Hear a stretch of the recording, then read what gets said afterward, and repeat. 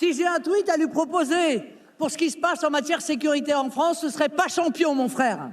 Lors d'un meeting et interrogée à réagir forcément sur la situation sécuritaire explosive en France, la patronne du Rassemblement national ne mâche pas ses mots face à Emmanuel Macron. Et comme souvent, c'est avec une formule cinglante qu'elle frappe les esprits en détournant le tweet présidentiel devenu viral « Champion mon frère » lancé par Emmanuel Macron après la victoire du PSG. Elle balance « Pas champion mon frère », une punchline assassine aussi ironique que symbolique pour dénoncer l'échec sécuritaire cuisant du chef de l'État, et elle enfonce le clou. Qui peut croire sérieusement que la France de Macron pourrait mener une guerre d'ampleur quand il est déjà incapable de gérer le chaos à 200 mètres de l'Élysée les soirs de match? Ambiance.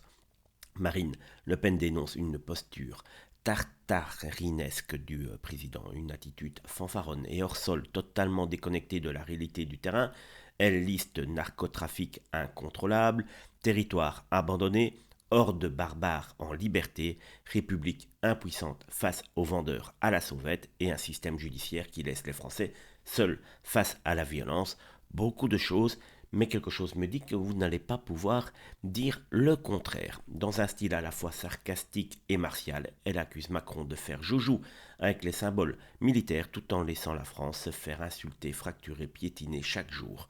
Pour Marine Le Pen, il est temps de remettre de l'ordre, du vrai, pas de la communication. En résumé, Macron tweet des émojis pendant que la France, elle, brûle. On ne veut pas de dirigeants qui jouent aux petits soldats. Et d'ailleurs, qui peut croire sérieusement que la France d'Emmanuel Macron pourrait mener une guerre d'ampleur quand il est déjà incapable de gérer le chaos qui règne les soirs de match à 200 mètres de l'Élysée?